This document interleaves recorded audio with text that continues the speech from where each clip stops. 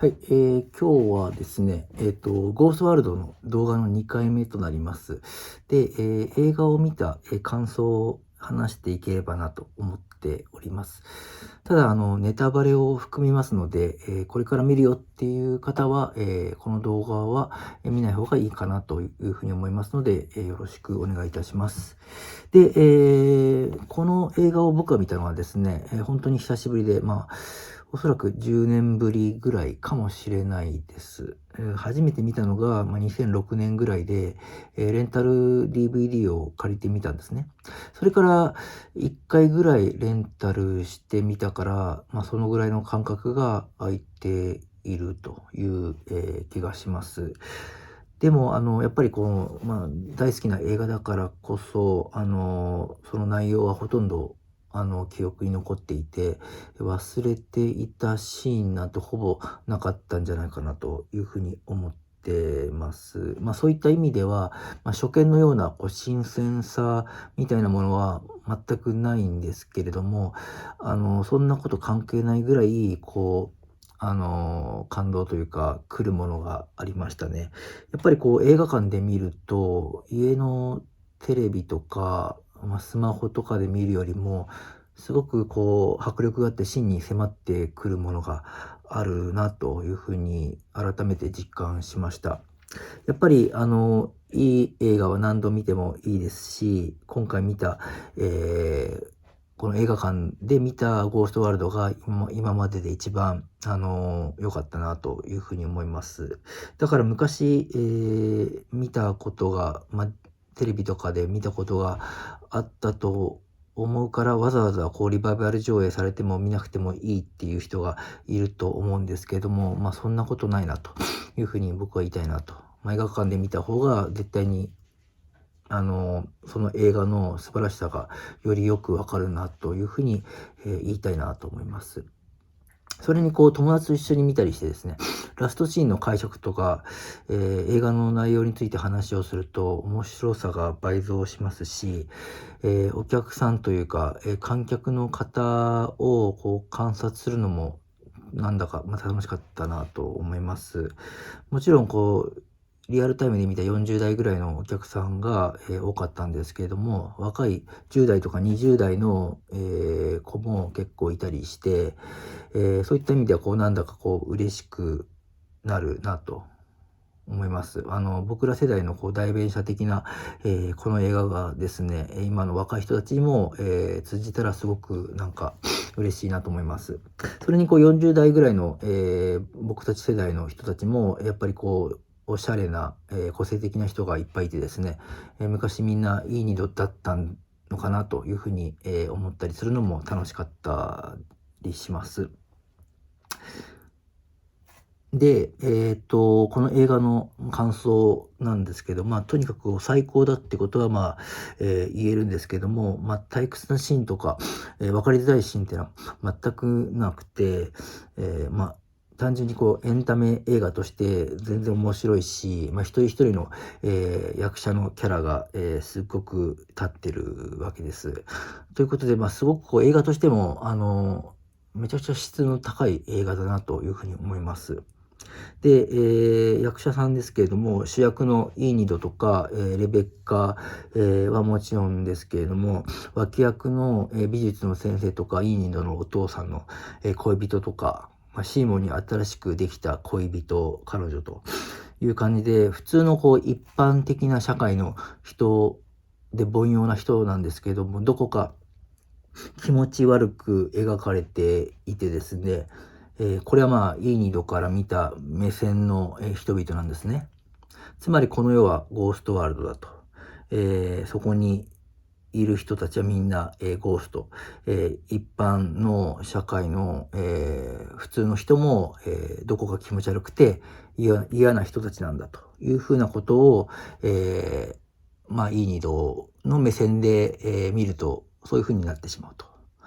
どこにも所属したくない若者らしい気持ちですけれども、大人になってもその気持ちっていうのは、変わらないこともあるのかなと思います。僕自身を振り返るとそういうことも感じますね。どこにも所属した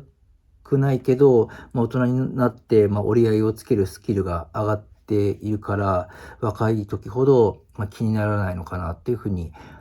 感じたりします。だから自意識が強く感じてる人、つまり自分を強く持っている人っていうのは、自分と社会の大きな溝に混乱してしまうんですよね。いいニードみたいに、かなり混乱してるんですけど、逆に自分がないと社会のレールに合わせていくのに戸惑いがないから、悩みなく、世界にアジャストができてしまうと。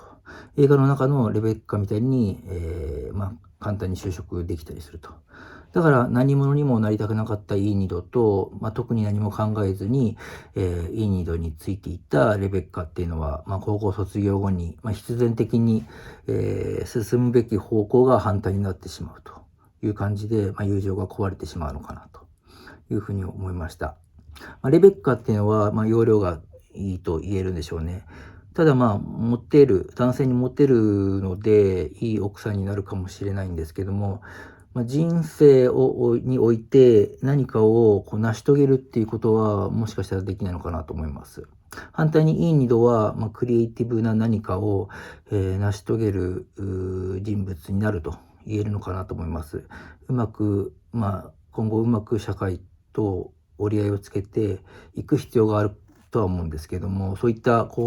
将来的にはすごい人物になる可能性っていうのは、いい二度の方に、あるかなと思います。そんな感じで。この映画はですね、ラストシーンが魅力的でですね、しかもなおかつ難解なシーンで、見た人の中で必ず、議論が巻き起こる、部分でして、それについてちょっと僕なりの、見解を喋れればなと思ってます。ラストシーンをちょっと説明するとですね、イーニドがですね、シーモアとかレベッカとの関係を、一旦終わらせてですね、おじいさんがいつも座っていた、ハイバス路線のバス停の、ベンチに座っていたら、ノーマンというおじいさんが、乗っていったように、バスが来てですね、イーニードの前に、止まってですね、そこに彼女は乗り込んで、どこかへ行ってしまうというシーンです。正直唐突なシーンですごくミステリアスな、シーンでもあるんですけども、その前の、シーンでイーニドの、美術大学への進学が、なくなったりですね、イーニドが、シーモアを病院にお見舞いに行ったり、レベッカに共同生活はできないというふうに謝罪したりですね、やけにリアリスティックなシーンが続いてですね、この映画全体がほとんどリアルなシーンだけでできていると。このラストシーンともう一つ、このおじいさんのノーマンおじいさんがですね、バスに乗るシーンだけがですね、来るはずもない、廃路線バスに乗り込むという、場面がですね、リアルではなくメタファーになっているわけですね。で、ノーマンおじいさんの場合はですね、その来るはずもないバスに乗るってことは死を、意味していると。死への路線バスに乗り込んでいるというふうに解釈できるんですけれども、イーニドが乗り込んだバスはどこに行くか、これこそがこの映画の最も、議論されるシーンだと思うんですね。イーニドが死ぬという、メタファーなんじゃないかなっていう人もいると思うんですけども、僕はちょっと違うなというふうに思います。というのもこの映画を通してですね、イーニドが精神的に弱みを見せるシーンっていうのは、物語の終盤でレベッカと喧嘩して、家の自分の部屋のベッドで泣き散らすっていうシーンぐらいじゃないかなと思います。それ以外はどんな逆境でもですね、イーニドはタフに乗り切ってるんですね。反対にシーモはですね、イーニドに振られて、精神科医のカウンセリングを受けるほどですね、精神的に弱ってしまっていると。イーニドは全然そこは気になってないと。そんなイーニドが死を選ぶってことは、その物語の流れ上としても、ありえないというか、不自然なんですね。で、じゃあどこへイーニドは旅立ったんだというふうになるんですけれども、ですね、僕はイーニドはですね、新しい町へ旅立ったんだというふうに、解釈してます。自分は何者かを知るために、旅立ったと。だから正直に言ってですね、どこに行くかという明確な、目的ではなくて、ここではないどこかへ旅立ったのだという感じですね。イーニドは今までの町に住み続けるのは、どうしても無理ですので、家族も恋人も友人も、大学も全て関係性がダメになってしまったというわけですから、この町に今更住むわけにはいかないと。だからといって自分が何をしたいかっていう何者なんだっていうことが分かってないので、ニューヨークとかロサンゼルスとか、そういった明確な目標地点は、なくてですね、ただここではないどこかへと旅立つと。それはある意味、闘争という言葉が当てはまるのかもしれないです。ただここではない、どこかへと旅立つ。それはある意味、闘争ということですね。つまりゴーストワールド、からの闘争と。今、いる場所は、自分にとって死の場所と。そこからの脱却で、その脱却ってことは生の獲得っていうことが言えるのかなと。それはノーマンおじいさんがですね、バスに乗ったのとはやっぱり180度意味合いが違っていくと。ノーマンは、残念ながら死への、旅立ちと。で、逆にイーニドは、生への旅立ちということが言えるのかなと思います。で、ラストシーンの不安な夕方の暗い雰囲気とか、マイナー調のピアノの、メロディーがですね、一見死を連想させるんですけども、あれはイーニド自身の、心象描写を表していると思うんですね。進路先が決まってるわけではなくて、ただただ、街を脱出したいから、行くと。それは必然的に不安がたくさんあることを意味していて、もしかしたら明日死ぬかもしれないですし、初めて父親と離れて暮らすこととか、あとはレベッカとかシーモアとかと離れてしまうと。それはすごく心細いことに決まっているからですね、まだまだ大学を出たての、高校を出たての、女の子ですから、それはもう、不安でいっぱいだと。それを映像と音楽で表現しているというわけです。そんな感じで僕的にラストシーンっていうのは、解釈したわけです。で、そんな感じでインドはですね、自分の世界を見つける、旅が始まるという感じで、そうやっていろんな、社会を経験してですね、自分と社会との溝っていうのを、折り合いをつけていくと。それが大人になるのかなというふうに思うというわけです。で、これは映画全体のテーマ